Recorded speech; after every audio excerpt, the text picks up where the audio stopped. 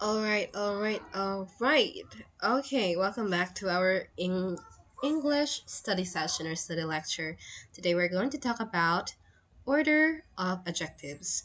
So again, when using multiple adjectives before a noun, adjectives follow a specific order. So nasa last yung noun. So kung marami kayong adjectives like little, red, blah blah blah, so alin ba dyan ang mauuna? So, atin lang tatandaan ang dosas comp. Dosas comp. Okay, wait lang ha. Do, sas, comp. Ayan. So, determiner, O for opinion, S size, age, S for shape, C color, origin, material, and purpose. So, meron tayong dalawang letters na pareho, no? O, opinion, at saka origin, and then size, and then shape. So, always remember, opinion una. Kung walang opinion, origin. Kung size una, kung walang size, shape. Okay? Dosas comp lang. Sige nga, let's try to ang dosas comp ito sa baba, the bottom, center bottom, dosas comp. D for determiner. O ano yung O? Origin, as in origin, no? Original. S for size, little, big. A for age. S for shape. Ang C, ano? Para saan yung C? Oh my God! Color. Then O for, ano yung O? Kung isa, origin, ano tong O? Oh my God! Nabaliktad. Sorry. It's opinion pala. Ah, opinion. Okay, again. Sorry ha. Kain ko lang na ano. Again ha, dosas comp. D for determiner. O for opinion. S shape. A age. S. Ayan. Nagkakarambol-rambol na. Sige, kayo nang bahala. Dosas comp. Okay. Bear with me guys. Dosas comp. Ito, sure na talaga to.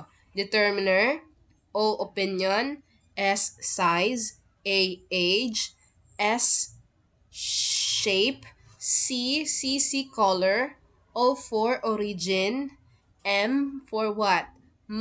Material, and then P purpose. Okay. At last, na-memorize ko din. Sana na-memorize din nyo. Then, okay, let's just see, no? Paano natin ma-identify kung determiner ba siya, opinion ba siya, so on and so forth. Ito lang po. Ang determiner, alam na natin yan. Yung my, yung articles, like this and that, numbers, okay? This, my, three. Opinion, ito yung subjective view. So, example ito. The movie was horrible. O, diba? Ano yung adjective natin sa movie? Horrible. So, yan. Mga opinion mo yan. Beautiful opinion mo din yan. Expensive opinion mo din yan. Because it might be expensive for you, but for others not. Diba? Okay, next. Size. So, depende lang talaga sa sense or gist ng sentence kung nagagandahan siya. Beautiful. Kung may beautiful doon, iuuna mo talaga siya. Sunod siya sa determiners. Next, size. Big, tiny, huge. Ganon. Age, young, old, ancient, new. Shape, literal shape. Hindi na kailangan i-explain, no? Round, square, oval. Color, alam niyo na yung color. Origin. Origin, pag sinabi nating origin, excuse me, like example, American. Come from ba? Saan siya galing? Filipino, Chinese food. 'Di ba? Material.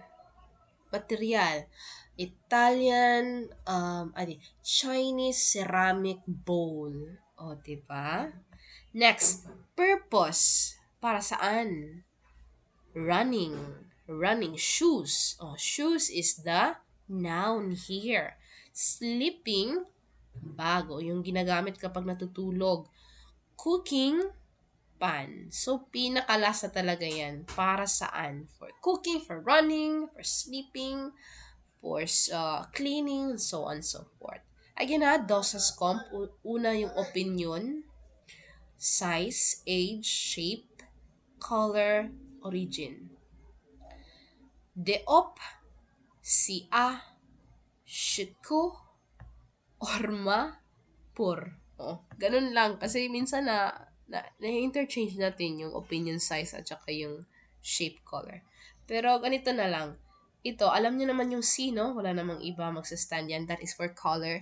So, just to think of it, when color, shape yan. Shape yung kasunod niyan.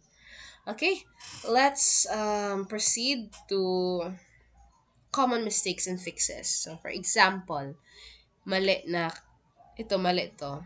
I bought a Spanish. Up here, ayan, I bought a Spanish brown small leather bag.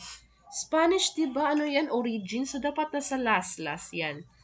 Small size yan eh. Dapat una yan. Small. Tapos, size, age. Wala namang age dito. Anong sunod sa age? Shape. Walang shape. Color, oh. Small brown color. Sunod sa color. Comp. Origin, so Spanish. Ano pang iba dyan? Origins. Spanish. Ano sunod sa origin? Material. May material pa ba dyan? Ayun, leather. Made of leather. Ano pa?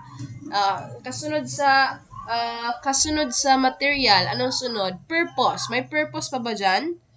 Bought is the verb verb. Ang bag is the noun. So wala na. Last na si leather. So you can review this one, the following examples of mistakes and fixes, no? As long as you can remember the dosas comp, ayan again, determiner, opinion, so on and so forth, you can able to ace this one. Okay?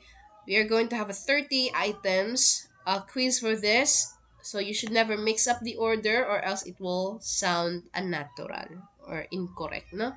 So, dosas comp lang. Yan lang yung kailangan nating tatandaan. Okay? Dosas comp. Yan lang. Okay, you just have to X or check if there is inside that sentence follows the order from D to P. Okay? Okay, without further ado, let's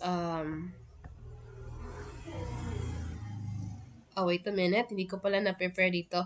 I think we were going to have a separate video for the quiz. So, thank you very much for studying with me. I hope you will ace the quiz right after this video i-upload ko din. Bye-bye. See you soon.